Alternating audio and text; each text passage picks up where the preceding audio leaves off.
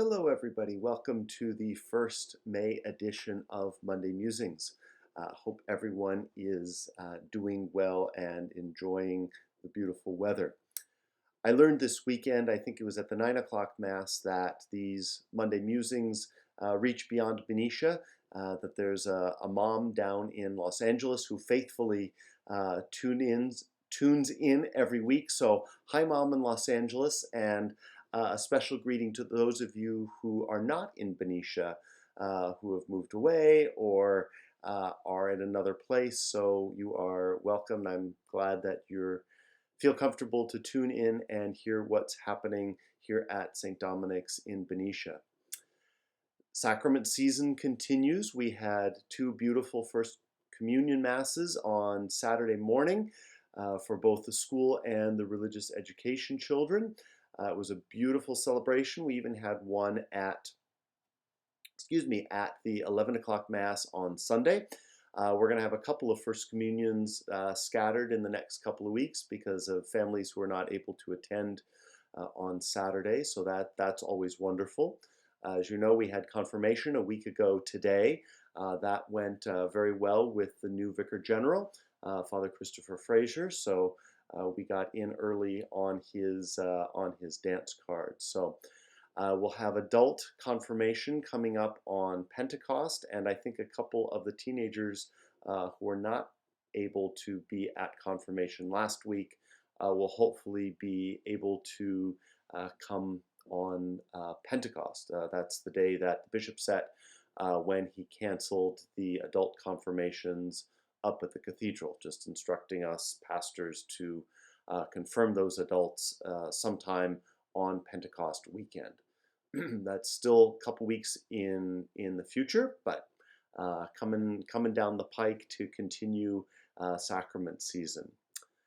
This week is Teacher Appreciation, so I hope those of you who know our St. Dominic's teachers and how wonderfully dedicated they are and how hard they've worked this year and last spring as well with the pandemic, that you will take time to express your gratitude for all their hard work and dedication. I had the privilege of going over this morning to deliver treats on behalf of the parish staff, that we appreciate our colleagues, the school, our school teachers and staff as well, because they do such a marvelous job with the young parishioners of St. Dominic's.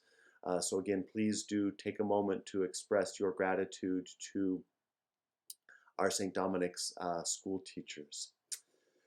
Let's see, what else was I going to say? I know that we had Mass inside for the 9 and 11, not yesterday, but a week ago because of the rain, and a number of you had expressed happiness about being back in the church and asked me if we were going to continue to have masses outside, and the answer to that is a most definite yes, because at this point, as long as we have to observe physical distancing and that we are limited to 100 people, or even actually if the number goes up, with physical distancing, we're not going to be able to fit many more than 100 people in St. Dominic's. So as long as physical distancing and that number restriction is in place, we are going to continue to have those two most popular Sunday Masses, the 9 and 11, outside. And again, the reason for that is that Solano County has not limited outdoor worship. So we normally, or I should say typically, get around 150 people at the 9 o'clock Mass and about 200 people at the 11 o'clock Mass. So if we were to move those inside, that would be, about 150 parishioners, up to 200 parishioners that wouldn't be able to attend Mass in person, and I simply do not want to do that. I want as many people here celebrating the Mass together as possible. Now, as we move into the summer months, we may have heat restrictions as we did last summer, but we will have the option this summer of going into the church and live streaming those Masses as we did weekend before last, and having communion available after those masses. So we will continue to do that. So we will have that option this summer. So that will be good that we didn't have that option for all of last summer. So that again, that's the reason. That's the reason for that. And I know for a fact that the diocese is working on new guidelines for the liturgies and for gatherings based on um, the state of California doing away with the tier system effective June 15th.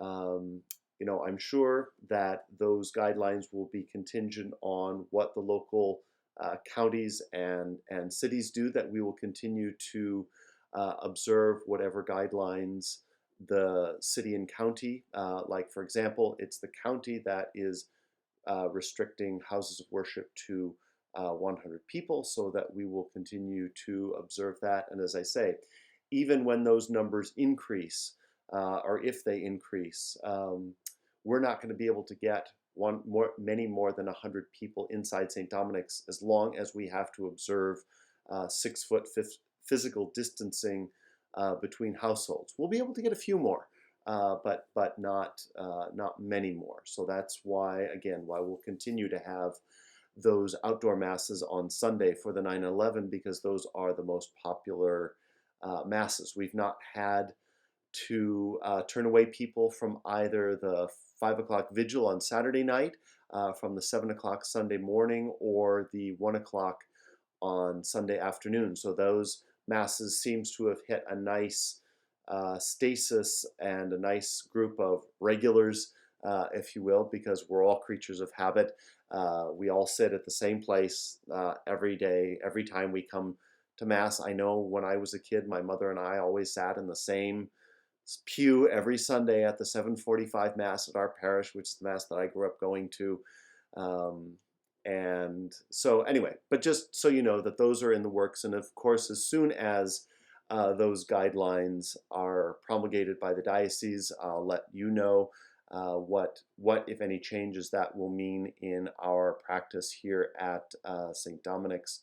I know one of the things that will be nice is that that we'll no longer have to contact trace once we get into a lower tier, which may or may not happen for us here in Solano before those go away in mid-June. But as I say, as soon as those are communicated to me from the diocese, we will communicate that to the parish and know what changes that will bring this summer. But as I say, just please know that because of the way St. Dominic's is built, as long as we have to observe physical distancing, we're not going to get many more than 100 people in the church. So that's going to, again, why we're going to continue to have Mass outside as long as we have to observe physical distancing. So anyway, okay, that's it for this week. Hope everyone has a wonderful week and hope to see you soon. Okay, bye-bye for now.